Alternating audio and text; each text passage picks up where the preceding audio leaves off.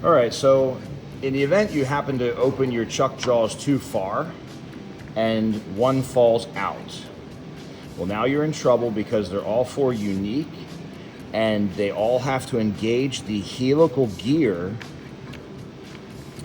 that's in the back of the chuck in the right sequence so that they are all timed together so that they all come together in the middle at the right place, perfectly together. And so in order to do that, we have to do them in the right sequence. Well, you'll notice the jaws, in this instance, this jaw doesn't have a number on it.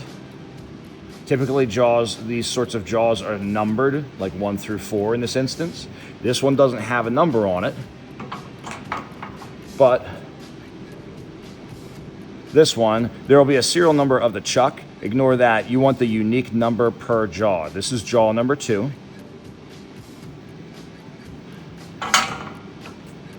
And this is jaw number 3.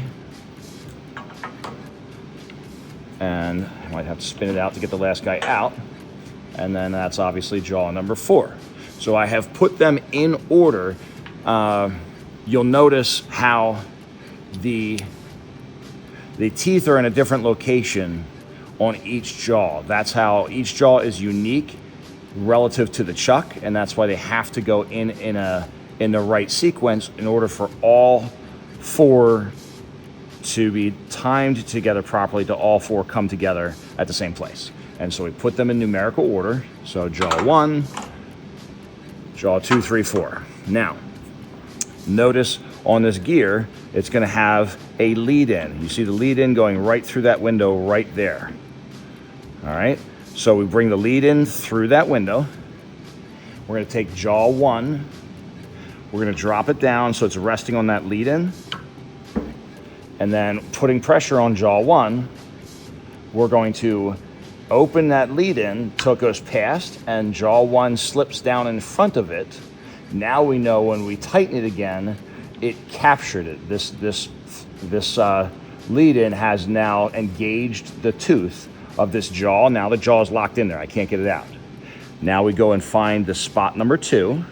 So we're closing the chuck, and there's the lead in. I'm going to grab jaw number 2. I'm going to slide it in against the lead in, back the lead in back out, putting pressure on the jaw. There you go. The jaw is in past the lead in. Now when I screw the lead in, now the jaw is captured. I can't pull it out. Grab jaw number 3 and crank, close the chuck until we see the lead in come through number 3 slot. So there's the lead in case my finger is blocking it. And we'll throw the jaw 3 up against the lead in, back the lead in out. Jaw 3 comes up and seats in place in front of it. And then we bring the lead in back through it. It has engaged the jaw, now it can't fall out. It engaged the first tooth of the jaw. Then jaw 4, obviously, is your final. We're gonna close the chuck until we see the lead in come by right there. Drive chuck jaw 4 against the lead in, back it out, which is say opening the chuck. It slid in front of the lead in. Now when you do that, now all 4 jaws are captured. You see them all moving. And to test that you got it right, you have to close the chuck all the way to make sure all 4 points come together in the center at the same time. If you didn't catch it right, then one of them will be closer or farther away than the other 4. And at that point, you know you missed it, and you have to back them all the way back out, open it until you can pull all 4 out, and you have to do that again. Make sure you catch the lead with number 1, then number 2, then number 3, then number 4, not missing that first pass of the lead. If you were to send the lead past before you put the chuck in and then send it all the way around again and catch it the second time you see it, obviously this guy is out a ring farther than the other jaws, so he won't close in with them. He's not timed right. So you'd have to spin them all back out.